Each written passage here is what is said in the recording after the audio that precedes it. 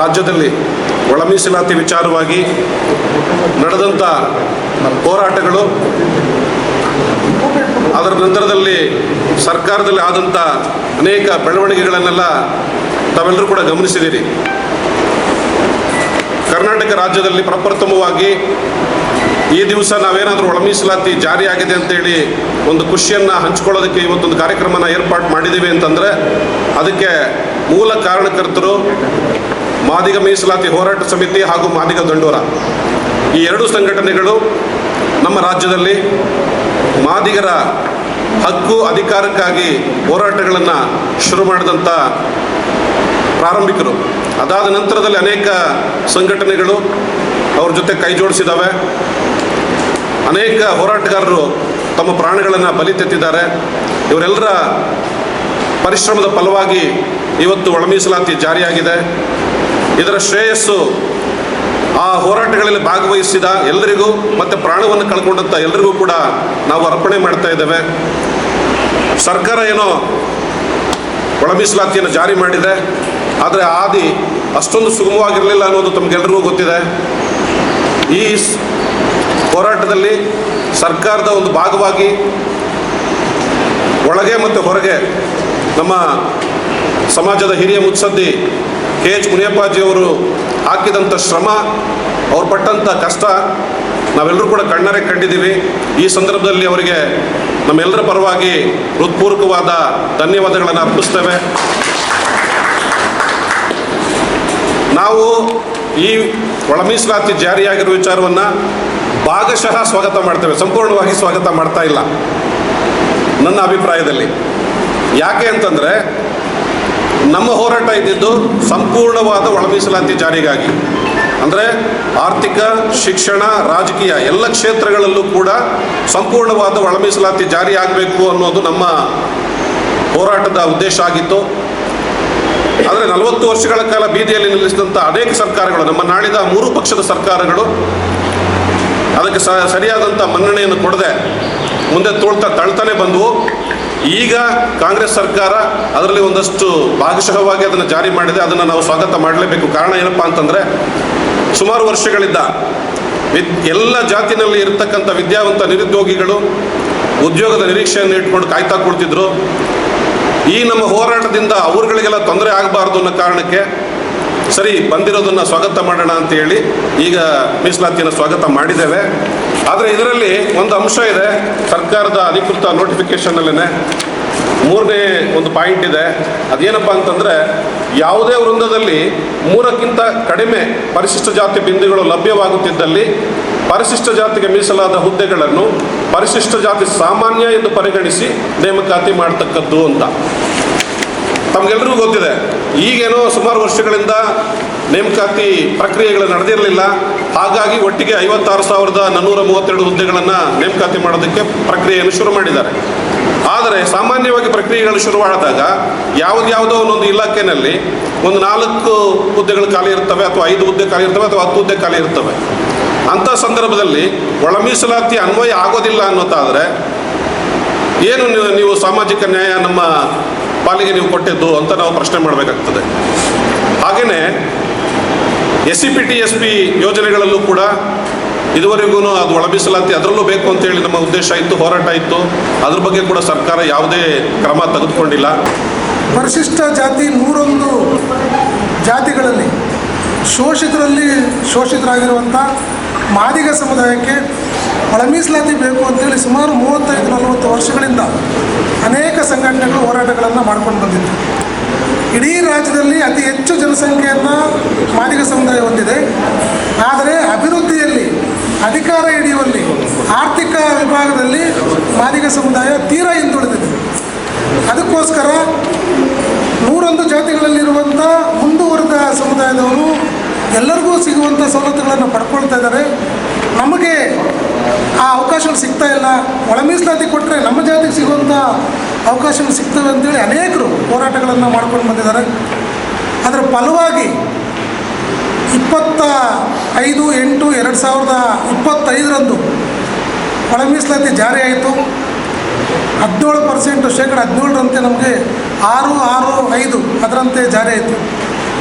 ಅಲ್ಲಿ ಸ್ವಲ್ಪ ರೋಸ್ಟರಲ್ಲಿ ಏನೋ ವ್ಯತ್ಯಾಸ ಆಯಿತು ಅಂತೇಳಿ ನಮ್ಮ ಸಹಜಾತಿಗಳ ಅಣ್ತಮ್ಮಂದ್ರುಗಳು ನಮಗೆ ತುಂಬ ಅನ್ಯಾಯ ಆಗುತ್ತೆ, ನಮ್ಮನ್ನು ಕೂಡ ಜೊತೆ ಸೇರಿಸ್ಕೊಂಡು ಹೋಗಿ ಅಂತೇಳಿ ಹೋರಾಟಗಳನ್ನು ಮಾಡಿದ್ರಿಂದ ಆಯಿತು. ಮಾದಿಗ ಸಮುದಾಯ ತಾಯಿ ಹೃದಯದ ಸಮುದಾಯ, ಇಷ್ಟು ವರ್ಷಗಳು ಹೋರಾಟ ಮಾಡ್ಕೊಂಡು ಬಂದಿದ್ವಿ, ನೀವು ನಮಗಿಂತ ಮುಂದೆ ಇದ್ದೀರಿ, ಆದರೂ ಕೂಡ ನೀವು ನಮ್ಮ ಜೊತೆ ಬರೀರಿ ಅಂತೇಳಿ ಮತ್ತೆ ಅದನ್ನು ವಿತ್ಡ್ರಾ ಮಾಡಿ ಈಗ 15% ಒಳ ಮೀಸಲಾತಿಯಲ್ಲಿ 101 ಜಾತಿಗಳಿಗೂ ಕೂಡ ಅನ್ಯಾಯ ಆಗದ ರೀತಿಯಲ್ಲಿ 5.25, 5.25, 4.5 ಈ ರೀತಿಯಾಗಿ ವಿಭಾಗ ಮಾಡಿಕೊಂಡಿದೆ. ಆದರೂ ಕೂಡ ಒಂದು ಕಂಡೀಷನ್ನು 17% ನಮಗೆ ಮೀಸಲಾತಿ ಬರಬೇಕು. ಏನೀಗ 15% ತೊಗೊಂಡಿದ್ದೀವಿ, ಅದನ್ನು ಇವತ್ತು ಸ್ವಾಗತಿಸ್ತೇವೆ. ಮಾದಿಗ ಸಮುದಾಯ ಮತ್ತು ಮಾದಿಗ ಸಂಬಂಧಿತ ಎಲ್ಲ ಸಮುದಾಯಗಳು ಇವತ್ತು ಅದನ್ನು ಸ್ವಾಗತಿಸ್ತಾ ಇದ್ದೀವಿ. 101 ಜಾತಿಗಳು ಕೂಡ ಸ್ವಾಗತಿಸಿದ್ದೇವೆ. ಆದರೆ ನಮ್ಮ ಒತ್ತಾಯ ಕೂಡ ಇದೆ, ನಮಗೆ ಈಗಿರುವಂಥ ಮೀಸಲಾತಿಯಲ್ಲಿ ಏನು 15% ಕೊಟ್ಟಿದ್ದಾರೆ ಅದು ಸಾಕಾಗ್ತಿಲ್ಲ. ಮೀಸಲಾತಿ ಪ್ರಮಾಣವನ್ನು ಏರಿಕೆ ಮಾಡಬೇಕು. ಇವತ್ತು ಆರ್ಟಿಫಿಷಿಯಲ್ ಇಂಟೆಲಿಜೆನ್ಸಿ ಕಾಲ ಬಂದಿದೆ, ಆದರೂ ಕೂಡ ನಮ್ಮ ಸಮುದಾಯಗಳಿಗೆ ಶಿಕ್ಷಣ ಸಿಗ್ತಾ ಇಲ್ಲ, ರಾಜಕೀಯದಲ್ಲಿ ಪ್ರಾತಿನಿಧ್ಯ ಸಿಗ್ತಾ ಇಲ್ಲ, ಅವಕಾಶಗಳು ಸಿಗ್ತಾ ಇಲ್ಲ. ಅವಕಾಶ ವಂಚಿತ ಸಮುದಾಯಗಳಿಗೆ ತಾವು ಸಾಮಾಜಿಕ ನ್ಯಾಯವನ್ನು ಕೊಡಬೇಕು ಅಂತೇಳಿ ನಾವು ಒತ್ತಾಯವನ್ನು ಮಾಡ್ತಾಯಿದ್ವಿ. ಕಾಂಗ್ರೆಸ್ ಸರ್ಕಾರ ನುಡಿದಂತೆ ನಡೆದಿದೆ. ಅವ್ರು ಏನು ಪ್ರಣಾಳಿಕೆಯಲ್ಲಿ ಘೋಷಣೆ ಮಾಡಿದರು, ಸ್ವಲ್ಪ ತಡ ಆಗಿರ್ಬೋದು. ಪ್ರಣಾಳಿಕೆಯಲ್ಲಿ ಹೇಳಿದ್ದು ಸರ್ಕಾರ ಬಂದ ಕೂಡಲೇ ನಾವು ಮಾಡ್ತೀವಿ ಅಂತ. ಎಲ್ಲ ಸಮಾಜಗಳನ್ನು ಒಪ್ಪಿಸಿ ಸಮಾಧಾನ ಮಾಡೋದು ಸ್ವಲ್ಪ ತಡ ಆದರೂ ಕೂಡ ನುಡಿದಂತೆ ನಡೆದಿದೆ. ಆದರೆ ನಾವು BJP ಸರ್ಕಾರವನ್ನು ಕೂಡ ಒತ್ತಾಯ ಮಾಡ್ತೀವಿ. ಕೇಂದ್ರದಲ್ಲಿ ತಮ್ಮದೇ ಸರ್ಕಾರ ಇದೆ. ಈಗ ಸಂವಿಧಾನದ 9ನೇ ಶೆಡ್ಯೂಲ್ಗೆ ಇದನ್ನು ಸೇರಿಸಬೇಕಾಗಿದೆ. ಅದು BJP ಸರ್ಕಾರದ ಮೇಲೆ ಆ ಜವಾಬ್ದಾರಿ ಇದೆ. ಅದನ್ನು ಮಾಡದೇ ಹೋದರೆ ಇಡೀ ಪರಿಶಿಷ್ಟ ಜಾತಿಯಲ್ಲಿ ಎಲ್ರಿಗೂ ಕೂಡ ಅನ್ಯಾಯ ಆಗ್ತದೆ. ಅದಕ್ಕೆ ನಾವು ಒತ್ತಾಯ ಮಾಡ್ತೀವಿ. ಈಗೇನು 17%ಗೆ ಏರಿಕೆ ಮಾಡಿದ್ರಿ, ಇನ್ನೂ 2% ಜಾಸ್ತಿ ಮಾಡಿ ಕೇಂದ್ರ ಸರ್ಕಾರ ಶೋಷಿತರಿಗೆ ನೀವು ನ್ಯಾಯ ಕೊಡಬೇಕು, ಸಾಮಾಜಿಕ ನ್ಯಾಯವನ್ನು ಕೊಡಬೇಕು ಅಂತೇಳಿ ಕೇಂದ್ರ ಸರ್ಕಾರವನ್ನು ಒತ್ತಾಯ ಮಾಡ್ತೀವಿ. ಈ ಒಳ ಮೀಸಲಾತಿ ಜಾರಿ ಮಾಡಲಿಕ್ಕೆ KH ಮುನಿಯಪ್ಪನವರು ಬಹಳಷ್ಟು ಶ್ರಮ ಹಾಕಿದ್ದಾರೆ. ಯಾಕೆಂತಂದರೆ ಅದು ನಾವೆಲ್ಲ ಜೊತೆಯಲ್ಲಿದ್ದು ನೋಡಿರುವಂಥದ್ದು. ಎಲ್ಲರನ್ನೂ ಮನವೊಲಿಸಿ, ಯಾರಿಗೂ ಬೇಜಾರಾಗದಿದ್ದಂತೆ ಇವರು ಸತತವಾಗಿ 35-40 ವರ್ಷಗಳ ಕಾಲ ಅಧಿಕಾರದಲ್ಲಿದ್ದರೂ ಕೂಡ ಪ್ರಥಮ ಬಾರಿಗೆ ಮಂತ್ರಿ ಆಗಿರುವಂಥವ್ರು ಮನೆ ಬಾಗಿಲಿಗೆ ಹೋಗಿ ನಮ್ಮೂರಿಗೆ ತುಂಬ ಅನ್ಯಾಯ ಆಗಿದೆಯಪ್ಪ, ನ್ಯಾಯ ಕೊಡಿ, ನಿಮಗೆ ನಾವು ಚಿರಋಣಿಯಾಗಿರ್ತೀವಿ, ನಮ್ಮೂರಿಗೆ ಶಿಕ್ಷಣದಲ್ಲಿ ವಂಚಿತರಾಗಿದ್ದಾರೆ, ಎಲ್ಲದರಲ್ಲೂ ವಂಚಿತರಾಗಿದ್ದಾರೆ, ನ್ಯಾಯ ಕೊಡಿ ಅಂತೇಳಿ ಎಲ್ಲರೂ ಮನವೊಲಿಸಿ ಈ ಕೆಲಸವನ್ನು ಮಾಡಿದ್ದಾರೆ. ಅದಕ್ಕೆ ಇಡೀ ರಾಜ್ಯದ ಎಲ್ಲ ಮಾದಿಗ ಸಮುದಾಯ ಮತ್ತು 101 ಜಾತಿಗಳು ಅವರಿಗೆ ಅಭಿನಂದನೆಗಳನ್ನು ಸಲ್ಲಿಸ್ತಾ ಇದ್ದೀವಿ. ಇವ್ರ ಜೊತೆಗೆ ಕೈ ಜೋಡಿಸಿದಂಥ ನಮ್ಮ RB ತಿಮ್ಮಾಪುರವರು, G ಪರಮೇಶ್ವರ್ ಅವರು, ಮಲ್ಲಿಕಾರ್ಜುನ್ ಖರ್ಗೆ ಅವರು, ಭಾಳ ಮುಖ್ಯವಾಗಿ ಕೇಂದ್ರ ನಮ್ಮ AICC ಅಧ್ಯಕ್ಷರು, ಅವರು ಭಾಳ ಹಿರಿಯರು. ಅವರು ಕೂಡ ಎಲ್ರಿಗೂ ಡೈರೆಕ್ಷನ್ ಕೊಟ್ಟಿದ್ದಾರೆ. ನೀವು ಯಾವ ರೀತಿ ಹೋಗಬೇಕು, ಒಗ್ಗಟ್ಟಾಗಿರಬೇಕು, ನೀವು ಜಗಳ ಆಡಿದ್ರೆ ತೊಂದರೆ ಆಗ್ತದೆ, ನೀವೆಲ್ಲ ಒಗ್ಗಟ್ಟಾಗಿ ಹೋಗಬೇಕು ಅಂತೇಳಿ. ಅಣ್ತಮ್ಮದ್ರ ಪಾಲಿದು, ಒಂದೇ ಕುಟುಂಬ, ಅಣ್ತಮ್ಮದ್ರ ಭಾಗ, 1 ಎಕರೆ ಜಮೀನ 4 ಜನ 3 ಜನ ಅಣ್ತಮ್ಮಂದರು ಹಂಚ್ಕೊಂಡ ರೀತಿಯಲ್ಲಿ ನೀವೆಲ್ಲ ಹಂಚ್ಕೊಂಡು ಸಂಬಂಧಗಳು ಹಂಗೆ ಇರಬೇಕು, ಸಂಬಂಧಗಳು ಯಾರು ಮುರ್ಕೊಳ್ಬಾರ್ದು, ಎಲ್ಲ ಒಟ್ಟಾಗಿರಬೇಕು ಅಂತೇಳಿ ಅವರ ಡೈರೆಕ್ಷನನ್ನು ಕೊಟ್ಟು ಪರಮೇಶ್ವರ್ ಅವ್ರಿಗೆ, ಮಹದೇವಪ್ಪನವ್ರಿಗೆ, ತಂಗಡಿಗೆ ಅವ್ರಿಗೆ, ನಮ್ಮ ಸಾಹೇಬ್ರು ಎಲ್ರಿಗೂ ಕೂಡ KH ಮುನಿಯಪ್ಪ ಸಾಹೇಬ್ರು ಎಲ್ಲರೂ ಕೂಡ ಅವ್ರ ಡೈರೆಕ್ಷನನ್ನು ಕೊಟ್ಟು ಅವರು ಕೂಡ ಈ ಒಳ ಮೀಸಲಾತಿ ಜಾರಿಗೆ ಸಹಕರಿಸಿದ್ರು. ಅವ್ರಿಗೂ ಕೂಡ ಅಭಿನಂದನೆಗಳನ್ನು ಹೇಳ್ತಾ, ವಿಶೇಷವಾಗಿ ಸಿದ್ದರಾಮಯ್ಯನವರು ಅವ್ರ ಗಟ್ಟಿ ನಿರ್ಧಾರ, ಅವರು ಮುಖ್ಯಮಂತ್ರಿ ಇದ್ದಿದ್ದರಿಂದಲೇ ಇದಾಯಿತು ಅಂತೇಳಿ ಭಾಳಷ್ಟು ಜನ ಮಾತಾಡ್ತಾರೆ. ಯಾಕಂದರೆ ಅವ್ರು ಒಂದು ಸಾರಿ ಮಾತು ಕೊಟ್ಟರು ಅಂದರೆ ಮಾತು ಒಪ್ಪಲ್ಲ ಅನ್ನೋಂಥದ್ದು. ಸಿದ್ದರಾಮಯ್ಯನವರು, ಪಕ್ಷದ ಅಧ್ಯಕ್ಷರಾದಂಥ DK ಶಿವಕುಮಾರ್ ಅವರು ಇದಕ್ಕೆ ಪ್ರತ್ಯಕ್ಷವಾಗಿ ಪರೋಕ್ಷವಾಗಿ ಸಹಕಾರ ಕೊಟ್ಟಂಥ ಸಚಿವ ಸಂಪುಟದ ಎಲ್ಲ ಮಂತ್ರಿಗಳು, 224 ವಿಧಾನಸಭಾ ಸದಸ್ಯರು, 75 ವಿಧಾನ ಪರಿಷತ್ ಸದಸ್ಯರು, ಎಲ್ರಿಗೂ ಕೂಡ ಮಾದಾರ ಮಹಾಸಭೆಯಿಂದ ಧನ್ಯವಾದಗಳನ್ನು ತಿಳಿಸ್ತಾ, ವಿಶೇಷವಾಗಿ ಈ ಹೋರಾಟಕ್ಕೋಸ್ಕರ ಕುಟುಂಬಗಳನ್ನು ಬಿಟ್ಟು, ಹೆಂಡತಿ ಮಕ್ಕಳನ್ನು ಬಿಟ್ಟು, ಉದ್ಯೋಗವನ್ನು ಬಿಟ್ಟು, ಕೆಲಸ ಮಾಡೋದನ್ನು ಬಿಟ್ಟು, ಪ್ರಾಣ ಕಳ್ಕೊಂಡು ಭಾಳಷ್ಟು ಜನ ಬೀದಿಗೆ ಬಂದಿದ್ದಾರೆ. ಇವತ್ತು ನಮ್ಮ ಹೋರಾಟಗಾರ ಕುಟುಂಬಗಳನ್ನು ನೋಡಿದ್ರೆ ನಮಗೆ ಕಣ್ಣಲ್ಲಿ ನೀರು ಬರ್ತದೆ. ಸಮುದಾಯದ ನ್ಯಾಯಕ್ಕೋಸ್ಕರ ಭಾಳಷ್ಟು ಜನ ಹೋರಾಟ ಮಾಡಿದ್ದಾರೆ. ಅದನ್ನು ಈ ಒಳ ಮೀಸಲಾತಿ ಹೀಗೆ ನಮಗೆ ಸಿಕ್ಕಿದೆ, ಈ ಜಯವನ್ನು ಆ ಹೋರಾಟಗಾರರಿಗೆ ಅರ್ಪಿಸ್ತಾ ಇದ್ದೀವಿ. ಮುಂದೆ ನಮ್ಮ ಹೋರಾಟ ಇನ್ನೂ ಇದು ಪ್ರಾರಂಭ ಅಷ್ಟೇ. ಈ ಹೋರಾಟ ಪ್ರಾರಂಭ. ನಮ್ಮ KH ಮುನಿಯಪ್ಪ ಸಾಹೇಬರು ಕೇಂದ್ರದಿಂದ ರಾಜ್ಯಕ್ಕೆ ಬಂದಿದ್ದಕ್ಕೆ 35 ವರ್ಷಗಳ ಒಂದು ಹೋರಾಟಕ್ಕೆ ಒಂದು ತಾರ್ಕಿಕ ಅಂತ್ಯವನ್ನು ಕಂಡಿಸಿದ್ದಾರೆ. ಇನ್ನು ಮುಂದೆ ಆ ಅಂಕಿಅಂಶಗಳ ಆಧಾರದ ಮೇಲೆ ಏನು ಹಿಂದುಳಿದಿರುವಿಕೆ ಇದೆ, ಆ ಹಿಂದುಳಿದಿರುವಿಕೆ ಆಧಾರದ ಮೇಲೆ ಏನು ಸುಪ್ರೀಂ ಕೋರ್ಟ್ ಆದೇಶ ಕೊಟ್ಟಿದೆ, ಆ ಆದೇಶದ ಆಧಾರದ ಮೇಲೆ ಆಯಾ ಜಾತಿಗೆ ಯಾವ ಜಾತಿಯ ನ್ಯಾಯವನ್ನು, ಯಾವ ಜಾತಿ ಹಕ್ಕನ್ನು ಇನ್ನೊಂದು ಜಾತಿ ಯಾವುದು ಕಸ್ಕೊಳ್ಳೋದು ಬೇಡ. ಅವ್ರಿಗೆ ಏನು ಸಂವಿಧಾನಬದ್ಧವಾಗಿ ಸಿಗ್ತದೆ, ಆಯಾ ಸಂವಿಧಾನಬದ್ಧವಾಗಿ ಸಿಗುವಂಥ ಹಕ್ಕುಗಳನ್ನು ಅವ್ರಿಗೆ ಕೊಟ್ಟರೆ ಸಾಕು. ಇದಕ್ಕೆ ನಾವು ನಮ್ಮ ಹೋರಾಟ ನಿರಂತರವಾಗಿ ಇರ್ತದೆ, ನಮ್ಮ ಹಕ್ಕುಗಳನ್ನು ಪಡ್ಕೊಳ್ಳೋರ್ಗೂ ಇರ್ತದೆ ಅಂತೇಳಿ ಈ ಸಂದರ್ಭದಲ್ಲಿ ಹೇಳ್ತಾ, ಭಾಳ ವಿಶೇಷವಾಗಿ ಮಾಧ್ಯಮದ ಸ್ನೇಹಿತರು ಈ ಎಲ್ಲ ಹೋರಾಟಗಳನ್ನು ತಾವು ಪತ್ರಿಕೆಗಳಲ್ಲಿ ಪ್ರಚಾರ ಮಾಡಿದರೆ 35 ವರ್ಷದಿಂದ ನಿಮ್ಮ ಜೊತೆಲಿದ್ದಂಥ ತಂಡದವರುಗಳು ಕೂಡ ಭಾಳಷ್ಟು ಜನ ಮಾಧ್ಯಮದವರು ನಮ್ಮ ಧ್ವನಿ ಇಲ್ಲದ ಸಮಾಜಕ್ಕೆ ಧ್ವನಿಯಾಗಿದ್ದೀರಿ. ನಾನು ಇದನ್ನು ಭಾಳ ವೇದಿಕೆಗಳಲ್ಲಿ ಹೇಳ್ತೀನಿ, ನಮ್ಮ ಸಮುದಾಯಕ್ಕೆ ಧ್ವನಿ ಇಲ್ಲ, ಶಕ್ತಿ ಇಲ್ಲ. ನಾವು ಪತ್ರಿಕಾಗೋಷ್ಠಿ ಕರೆದ್ರೆ ಮಾಧ್ಯಮದವರು ಭಾಳ ಬೇಗ ಬಂದು ನಮಗೆಲ್ಲ ಸಹಕಾರ ಕೊಡ್ತಾರೆ. ಈ ಹೋರಾಟ ಯಶಸ್ವಿಯಾಗಲಿಕ್ಕೆ ತಾವು ಕೂಡ ಸಹಕಾರ ಕೊಟ್ಟಿದ್ರಿ. ಮುಂದಿನ ದಿನಗಳಲ್ಲಿ ತಾವೆಲ್ಲರೂ ಕೂಡ ಈ ಧ್ವನಿ ಇಲ್ಲದ ಸಮುದಾಯದ ಜೊತೆ ನಿಲ್ಲಬೇಕು. ಮಾಧ್ಯಮದವರು ಏನು ನೋವಿದೆ, ಏನು ಕಷ್ಟ ಇದೆ, ಅದು ಆಡಳಿತ ನಡೆಸುವಂಥ ಎಲ್ಲ ಸರ್ಕಾರಗಳಿಗೆ ತಿಳಿಸುವಂಥ ಕೆಲಸವನ್ನು ಮಾಡಿ ಈ ಅಭಿನಂದನೆಗಳನ್ನು ನಾವು ಸರ್ಕಾರಕ್ಕೆ, ವಿಶೇಷವಾಗಿ ಯಾವ ಸರ್ಕಾರ ಮಾಡುತ್ತೋ ಆ ಸರ್ಕಾರಕ್ಕೆ ನಾವು ಅಭಿನಂದನೆ ಹೇಳಲೇಬೇಕು. ಹಿಂದೆ ಬೊಮ್ಮಾಯಿಯವರ ಸರ್ಕಾರ, BJP ನೇತೃತ್ವದ ಸರ್ಕಾರ ಇದ್ದಾಗ 15% ಇದ್ದಿದ್ದನ್ನು ಮೀಸಲಾತಿನ 17 ಮಾಡಿದ್ರು, 3 ಇದ್ದಿದ್ದನ್ನು ಎಷ್ಟಿದು 7 ಮಾಡಿದ್ರು, ಒಟ್ಟು 24% ಮಾಡಿದ್ರು. ಅವ್ರಿಗೂ ಆ ಸಂದರ್ಭದಲ್ಲಿ ಅಭಿನಂದನೆ ಮಾಡಿದ್ವಿ ಕೂಡ. ಆದರೆ ಅದು ಸಮರ್ಪಕವಾಗಿ ಜಾರಿ ಮಾಡುವಲ್ಲಿ ಅವರು ಎಡುವುದ್ರು, ಅದನ್ನು ಕರೆಕ್ಟಾಗಿ ಮಾಡಲಿಲ್ಲ. ಎರಡೂ ಕಡೆ ಅವ್ರದ್ದೇ ಸರ್ಕಾರ ಇದ್ದರೂ ಕೂಡ ಅದನ್ನು ಸಂಪೂರ್ಣವಾಗಿ ಜಾರಿ ಮಾಡಲಿಲ್ಲ, ಬಿಟ್ಟು ಹೋಗ್ಬಿಟ್ರು. ಆದರೆ ಕಾಂಗ್ರೆಸ್ ಸರ್ಕಾರ ಇರುವಂಥ ಕಾನೂನು ತೊಡಕುಗಳೆಲ್ಲ ಎಲ್ಲವನ್ನೂ ಕೂಡ ನಿವಾರಣೆ ಮಾಡಿಕೊಂಡು ಇದನ್ನು ಜಾರಿ ಮಾಡಿದೆ. ಅದಕ್ಕೆ ವಿಶೇಷವಾಗಿ ಕಾಂಗ್ರೆಸ್ ಸರ್ಕಾರಕ್ಕೆ ಧನ್ಯವಾದಗಳನ್ನು ಅರ್ಪಿಸ್ತಾ ಇದ್ದೀವಿ. ಸರ್ಕಾರದಲ್ಲಿದ್ದಂಥ ಒಳ ಮೀಸಲಾತಿಯನ್ನು ಜಾರಿ ಮಾಡತಕ್ಕಂಥ ನಮ್ಮನ್ನು ಆಳ್ವಿಕೆ ಮಾಡಿರ್ತಕ್ಕಂಥ ಸರ್ಕಾರಗಳು ನಮ್ಮ ಹಲವು ಹೋರಾಟಗಳನ್ನು ಗಮನಿಸಿಕೊಂಡು ಇವತ್ತು ನಮಗೆ ನ್ಯಾಯಯುತವಾಗಿ ಕೊಡಬೇಕಾಗಿರ್ತಕ್ಕಂಥ ಒಂದು ನ್ಯಾಯನ ಕೊಟ್ಟಿಲ್ಲ. ಆದರೂ ಕೂಡ ಅನುಕೂಲದಲ್ಲಿ ಕೊಟ್ಟಿದ್ದಾರೆ, ಸಮಾಧಾನ ಮಾಡೋಕ್ಕೋಸ್ಕರ ಕೊಟ್ಟಿದ್ದಾರೆ. ಹಾಗೆ ನಾವು ಇನ್ನು ಮುಂದೆ ನಮಗೆ ಏನು ಇವತ್ತು ನಮ್ಮದು 56,434 ಹುದ್ದೆಗಳು ಏನಿದ್ದಾವೋ ಅದಕ್ಕೆ ಇವಾಗ ನೀವು ರೋಸ್ಟರ್ ಥರ ಇದು ಮಾಡಿಬಿಟ್ಟು ಏನು 4 ಬಂದರೆ ಆ 4 ಬಂದರೆ ಮಾತ್ರ ನಮ್ಮ ಈ ಎ ವರ್ಗಕ್ಕೆ ಸೇರ್ತದೆ ಅಂತ ನೀವೇನು ಹುದ್ದೆಗಳ್ನ ಏನಲ್ಲಿ ಪೇಪರಲ್ಲಿ ಕೊಟ್ಟಿದ್ದೀರ, ನೀವು ನಿಮ್ಮ ಸದನದಲ್ಲಿ ಏನು ಜಾರಿ ಮಾಡಿದ್ದೀರ ಅದನ್ನು ತೆಗಿಬೇಕು ಅಂತ ಈ ನಮ್ಮ ಮಾದರ ಮಹಾಸಭಾ ಕೇಳ್ಕೊಂತದೆ. ಯಾಕೆಂದರೆ ಸಾಕು 35 ವರ್ಷದಿಂದ ನಾವು ಹೋರಾಟಗಳು ಮಾಡ್ಕೊಂಡು ಬಂದಿರೋದು ಇದಕ್ಕೋಸ್ಕರನೇ. ಆರ್ಥಿಕವಾಗಿ ಮುಂದೆ ಬರಬೇಕು, ಈ ಅಧಿಕಾರದಲ್ಲಿ ಇರಬೇಕು, ಆಮೇಲೆ ಪೊಲಿಟಿಕಲ್ ಇರಬೇಕು ಅಂತಲೇ ನಾವು ಹೋರಾಟದಲ್ಲಿ ಬಂದಿದ್ದು. ನಮ್ಗೆ ಸ್ವಾತಂತ್ರ್ಯ ಕೊಡಿ ಅಂತ. ಆದರೂ ನೀವು ಒಂದು ಕಡೆ ಸ್ವಾತಂತ್ರ್ಯ ಕೊಡ್ತೀರಾ, ಇನ್ನೊಂದು ಕಡೆ ಸ್ವಾತಂತ್ರ್ಯ ಕಿತ್ಕೊಂಡಿದ್ದೀರಿ. ಇದಾಗಬಾರ್ದು. ಈ ಸ್ವಾತಂತ್ರ್ಯ ಕೊಟ್ಟಂಗೆ ಕೊಡಬೇಕು. ಆದರೂ ನೀವು ನಿಮ್ಮ ಸರ್ಕಾರ ಬಂದರೆ ನಮ್ಮ ಮೀಸಲಾತಿ ವರ್ಗೀಕರಣ ಜಾರಿ ಮಾಡ್ತೀವಿ ಯಥಾವತ್ತಾಗಿ ಅಂತ ಹೇಳಿದ್ದೀರಾ.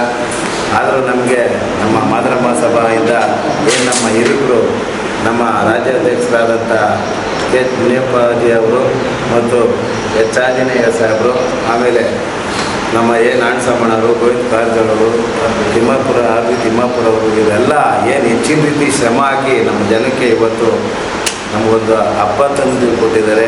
ಈ ಹಬ್ಬನ ಸದಾ ನಮ್ಮ ಯುವ ಶಕ್ತಿಗೂ ಕೊಡಲಿ, ಯುವಶಕ್ತಿಗೆ ಉದ್ಯೋಗ ಕೊಡೋ ಮುಖಾಂತರ ಈ ಸರ್ಕಾರ ಚಿಂತೆ ಮಾಡಲಿ ಅಂತ ಹೇಳ್ತಾ, ಏನು ಇಲ್ಲಿ ನಮ್ಮ ಜಿಲ್ಲಾ ಕಮಿಟಿಯವರು ಏನು ಬಂದು ಇವತ್ತು ಇಲ್ಲಿ ಪತ್ರಿಕೆ ನಿಮ್ಮ ಸರ್ಕಾರಕ್ಕೆ ಶುಭಾಶಯ ತಿಳಿಸ್ಬೇಕು ಅಂತ, ಒಂದು ಸಂತೋಷನ ಹಂಚ್ಕೋಬೇಕು ಅಂತ ಏನು ನಮ್ಮನ್ನೆಲ್ಲ ಕರೆದು ಒಂದು ವೇದಿಕೆ ರೆಡಿ ಮಾಡಿದರೆ, ತಮಗೂ ಕೂಡ ಹೊಂದಿಸ್ತಾ ನಮ್ಮ ಈ ಮಾತುಗಳು ಮುಗಿಸಿ, ಇನ್ನು ಮುಂದೆ ನಮ್ಮ ಉದ್ಯೋಗಗಳಲ್ಲಿ ನೀವು ವಂಚನೆ ಮಾಡಿದ್ರೆ ಹೋರಾಟ ನಾವು ಸದಾ ರೂಪುಕೊಂಡು ನಿಮ್ಮ ಸರ್ಕಾರದ ಬಗ್ಗೆ ನಾವು ಎಚ್ಚರಿತ ಕೆಲಸ ಮಾಡ್ತೀವಿ. ಕರ್ನಾಟಕ ಸರ್ಕಾರದಲ್ಲಿ ಒಳ ಮೀಸಲಾತಿಗಾಗಿ ನಮ್ಮ ಸಮುದಾಯದ ಹಿರಿಯರು ಸುಮಾರು 30-40 ವರ್ಷಗಳಿಂದ ಸತತವಾಗಿ ಎಲ್ಲ ಥರ ತ್ಯಾಗ ಮಾಡಿಕೊಂಡು ಹೋರಾಟಗಳು ಮಾಡಿಕೊಂಡು ಪ್ರಾಣಗಳು ಕಳ್ಕೊಂಡು ಬಂದಂಥ ಸಂದರ್ಭದಲ್ಲಿ ನಾವು ಬೆಂಗಳೂರು ಗ್ರಾಮಾಂತರ ಜಿಲ್ಲೆಯಿಂದ ಸುಮಾರು ಸತತವಾಗಿ ಇಲ್ಲಿರ್ತಕ್ಕಂಥ ನಾವೆಲ್ಲ ಕರ್ನಾಟಕ ಮಾಧ್ಯಮ ಜಿಲ್ಲಾ ಕಮಿಟಿಗಳಾಗ್ಬೋದು ತಾಲೂಕು ಕಮಿಟಿಯವರು ಸತತವಾಗಿ ನಾವು ಸಹ ಒಂದು 20-25 ವರ್ಷಗಳಿಂದ ಎಲ್ಲ ಒಳ ಮೀಸಲಾತಿ ಕಾರ್ಯಕ್ರಮಗಳಲ್ಲಿ ಪಾಲ್ಗೊಂಡು ಎಲ್ಲ ಪ್ರೊಟೆಸ್ಟ್ಗೆ ನಮ್ಮ ಬೆಂಗಳೂರು ಗ್ರಾಮಾಂತರದಿಂದ ದೊಡ್ಡಬಳ್ಳಾಪುರ ಆಗ್ಬೋದು, ನೆಲಮಂಗಲ ಆಗ್ಬೋದು, ದೇವನಹಳ್ಳಿ ಆಗ್ಬೋದು, ಹೊಸಕೋಟೆಯಿಂದ ತನು ಮನ ಧನ ಎಲ್ಲವನ್ನು ಅರ್ಪಿಸಿ ನಾವು ಸಹ ಎಲ್ಲ ಹೋರಾಟಗಳಲ್ಲಿ ಪಾಲ್ಗೊಂಡು ಈ ದಿನ ನಮ್ಮ ಸರ್ಕಾರದಲ್ಲಿ, ಕಾಂಗ್ರೆಸ್ ಸರ್ಕಾರದಲ್ಲಿ ಅದನ್ನು ಒಂದು ಮಟ್ಟಕ್ಕೆ ತಂದು ನಮಗೆ ಒಳ ಮೀಸಲಾತಿಯನ್ನು ಜಾರಿ ಮಾಡಿರ್ತಾರೆ. ನಾವು ಸರ್ಕಾರಕ್ಕೆ ಸಿದ್ದರಾಮಯ್ಯ ಅವರಿಗೆ ಮತ್ತು ಡಿ ಕೆ ಶಿವಕುಮಾರ್ ಅವರಿಗೆ ಹೃದಯಪೂರ್ವಕ ಅಭಿನಂದನೆ ಸಲ್ಲಿಸ್ತೇವೆ. ಮತ್ತು ಈ ಒಳ ಮೀಸಲಾತಿ ಆಗಬೇಕಾದ್ರೆ ಅಷ್ಟು ಸಲೀಸಾಗಲಿಲ್ಲ. ನಮ್ಮ ಹಿಂದಿನ ಸರ್ಕಾರದಲ್ಲಿ ನಮ್ಮ ಎಚ್.ಆಂಜನೇಯ ಸಾಹೇಬರು ಸರ್ಕಾರದಲ್ಲಿ ಸಚಿವರಾಗಿದ್ದಾಗಲೇ ಅವರು ತೊಡೆತಟ್ಟು ಗಲಾಟೆಗಳನ್ನು ಮಾಡಿದ್ರು. ತದನಂತರ ನಮ್ಮ ಆನೇಕಲ್ ಏನಾಯ್ತು ಕೇಂದ್ರ ಸಚಿವರಾಗಿದ್ದಂಥ ಸಮಯದಲ್ಲಿ ಸುಪ್ರೀಂ ಕೋರ್ಟ್ಗೆ ಹೋಗಿ ಅದನ್ನು ಆದೇಶವನ್ನು ಮಾಡಿಸ್ಕೊಂಡ್ಬಂದಮೇಲೆ ಇಡೀ ದೇಶದಲ್ಲಿ ಅಲ್ಲಲ್ಲಿ ಒಳ ಮೀಸಲಾತಿ ಜಾರಿ ಆಯಿತು. ನಮ್ಮ ಕರ್ನಾಟಕದಲ್ಲಿ ಹಿಂಗೆ ಮೀನಾಮೇಷ ನಡೆಸ್ಕೊಂಡು 1 ವರ್ಷದಿಂದ ಬರ್ತಾನೆ ಇದ್ದರು. ನಮ್ಮ ಹಿರಿಯರಾದಂಥ ಎಚ್ ಮುನಿಯಪ್ಪ ಸಾಹೇಬರು ಕೇಂದ್ರದಿಂದ ನಮಗೆ ರಾಜ್ಯ ಸರ್ಕಾರದಲ್ಲಿ ಅವರು ಸಚಿವರಾದ ಮೇಲೆ ಅವ್ರ ಶ್ರಮವನ್ನು ನಾವು ಪ್ರತಿಯೊಬ್ಬರು ಸಹ, ಯಾಕಂದರೆ ಇವತ್ತು ನಮ್ಮ ಸಮುದಾಯಕ್ಕೆ ಅವರು ಹಿರಿಯರಾಗಿ ತಂದೆ ಸಮಾನದಲ್ಲಿ ನಿಂತ್ಕೊಂಡು ಇವತ್ತು ಸರ್ಕಾರದಲ್ಲಿ ಫೈಟ್ ಮಾಡಿ ಸುಮಾರು ಜನ ವಿರೋಧಿಗಳ ಹತ್ರ ಅವರು ಸರಳ ಸಜ್ಜನಿಕೆಯಿಂದ ಇದನ್ನು ಗೆದ್ಕೊಂಡು ಇವತ್ತು ನಮಗೆ ಒಳ ಮೀಸಲಾತಿಯನ್ನು ಕೊಡಿಸಿರ್ತಾರೆ. ನಾವೆಲ್ಲರೂ ಸಹ ನಾವು ಹೃದಯಪೂರ್ವಕವಾಗಿ ನಮ್ಮ ಕೆ ಎಚ್ ಮುನಿಯಪ್ಪ ಸಾಹೇಬರಿಗೆ ನಾವು ಇಡೀ ಸಮಾಜ ಅವರಿಗೆ ಕರ್ನಾಟಕದಲ್ಲಿ ಹೃದಯಪೂರ್ವಕ ಅಭಿನಂದನೆ ಸಲ್ಲಿಸ್ತೀವಿ. ಯಾಕಂದರೆ 30-40 ವರ್ಷಗಳಿಂದ ಎಲ್ಲ ಸರ್ಕಾರಗಳು ಬರ್ತಾ ಇತ್ತು, ಹೋಗ್ತಾನೆ ಇತ್ತು. ಹಿಂದೆ ಕಾಂಗ್ರೆಸ್ ಸರ್ಕಾರ ಬಂತು ಹೋಯ್ತು, BJP ಬಂತು ಹೋಯ್ತು, JDS ಬಂತು ಹೋಯ್ತು. ಸುಮ್ಮನೆ ಆಶ್ವಾಸಗಳು ಕೊಟ್ಕೊಂಡು ನಮಗೆ ಚುನಾವಣೆ ಸಮಯದಲ್ಲಿ ನಮ್ಮ ಓಟನ್ನು ಪಡ್ಕೊತಾ ಇದ್ರು ಅಷ್ಟೇ. ಆದರೆ ಈ ಸರ್ಕಾರದಲ್ಲಿ ನಮ್ಮ ಕೆ ಎಚ್ ಮುನಿಯಪ್ಪನವರು ಮತ್ತು ನಮ್ಮ ತಿಮ್ಮಾಪುರವರು ಮತ್ತು ಈ ಸರ್ಕಾರ ಮಾಡಿದಂಥ ಎಲ್ಲ ನಮ್ಮ ರೈಟ್ ಕಮ್ಯುನಿಟಿಯ ಮಲ್ಲಿಕಾರ್ಜುನ ಖರ್ಗೆ ಸಾಹೇಬರಾಗ್ಬೋದು, ನಮ್ಮ ಪರಮೇಶ್ವರ್ಜಿ ಆಗ್ಬೋದು, ಮತ್ತು ಮಾದೇವಪುರ ಆಗ್ಬೋದು, ಪ್ರಿಯಾಂಕಾ ಖರ್ಗೆ ಅವರು ಎಲ್ಲರೂ ಸಹ ಇದಕ್ಕೆ ಸಹಕಾರ ಕೊಟ್ಟಿರ್ತಾರೆ. ಅವ್ರಿಗೆಲ್ರಿಗೂ ಸಹ ನಾವು ಹೃದಯಪೂರ್ವಕ ಅಭಿನಂದನೆ ಸಲ್ಲಿಸ್ತೇವೆ. ಮುಂದಿನ ದಿನಗಳಲ್ಲಿ ನಮಗೆ ಈಗ ಉದ್ಯೋಗದಲ್ಲಿ ಮತ್ತು ವಿದ್ಯಾಭ್ಯಾಸದಲ್ಲಿ ಮಾತ್ರ ಕೊಟ್ಟಿದ್ದಾರೆ. ಮುಂದಿನ ದಿನದಲ್ಲಿ ತೆಲಂಗಾಣದಲ್ಲಿ ಕೊಟ್ಟಂಗೆ ರಾಜಕಾರಣದಲ್ಲೂ ಕೊಡಬೇಕು. ಪ್ರತಿಯೊಂದು ಆರ್ಥಿಕವಾಗಿ, ಸಾಮಾಜಿಕ ಎಲ್ಲದರಲ್ಲೂ ನಮಗೆ ಮೀಸಲಾತಿ ಸಿಗಬೇಕಂತೇಳಿ ಅದಕ್ಕಾಗಿಯೇ ನಮ್ಮ ಹಿರಿಯರಾದಂಥ ಕೆ ಎಚ್ ಮುನಿಯಪ್ಪನವರು ಮತ್ತು ನಮ್ಮ ಎ ನಾರಾಯಣ ಸ್ವಾಮಣ್ಣವರು, ನಮ್ಮ ಕಾರಜೋಳ ಸಾಹೇಬರು ಮತ್ತು ನಮ್ಮ ಆಂಜನೇಯ ಸಾಹೇಬರು, ನಮ್ಮ ತಿಮ್ಮರಾಯಪ್ಪನವರು, ಚಂದ್ರಪ್ಪ ಅವರೆಲ್ಲ ಸೇರಿಕೊಂಡು ಕರ್ನಾಟಕ ಮಾತಾರ ಮಹಾಸಭಾ ಸಂಘಟನೆ ಹಾಕಿದರೆ ಈ ಸಂಘಟನೆ ಮುಂದಿನ ದಿನಗಳಲ್ಲಿ ಬೃಹತ್ತಾಗಿ ಬೆಳೆದು ಯಾವುದೇ ಒಂದು ರಾಜಕೀಯವಾಗಿ ಆಗ್ಬೋದು, ಉದ್ಯೋಗದಲ್ಲಿ ಕೊಡಿಸೋದ್ರಲ್ಲಿ ಈ ಸಂಘಟನೆ ಚುನಾವಣೆಗಳಲ್ಲಾಗ್ಬೋದು, ಸೀಟುಗಳು ಕೊಡಿಸೋದ್ರೆ ಎಲ್ಲದರಲ್ಲಿ ಮುಂಚೂಣಿಯಲ್ಲಿ ಇರ್ತಂತ ಹೇಳ್ತಾ ಪ್ರತಿಯೊಬ್ಬರು ನಮ್ಮ ಸಮುದಾಯದವರು ಪ್ರತಿ ಮನೆಯಲ್ಲೂ ಸಹ ದಯವಿಟ್ಟು ಇದನ್ನು ಮೆಂಬರ್ಶಿಪ್ ಪಡ್ಕೋಬೇಕು. ಮೆಂಬರ್ಶಿಪ್ ಪಡ್ಕೊಂಡು ನಾವು ಈ ಸಂಘಟನೆ ಮೂಲಕ ಏನು ಬೇಕಾದರೂ ಪಡೆಯೋಕ್ಕೆ ನಾವು ಅರ್ಹರಾಗಿರುತ್ತೆ ಅಂತ ಹೇಳ್ತಾ ಇವತ್ತು ನಮಗೆ ಒಳ ಮೀಸಲಾತಿ ಕೊಟ್ಟಂಥ ಸರ್ಕಾರಕ್ಕೆ, ಮುಖ್ಯಮಂತ್ರಿಗಳಿಗೆ, ಡೆಪ್ಟಿ CMಗೆ ಮತ್ತು ಎಲ್ಲ ನಮಗೆ ಸಹಕಾರ ಕೊಟ್ಟಂಥ ಸಚಿವ ಸಂಪುಟದ ಎಲ್ಲ ಸಚಿವರುಗಳಿಗೆ ನಾನು ಹೃದಯಪೂರ್ವಕ ಅಭಿನಂದನೆ ಸಲ್ಲಿಸ್ತೇನೆ.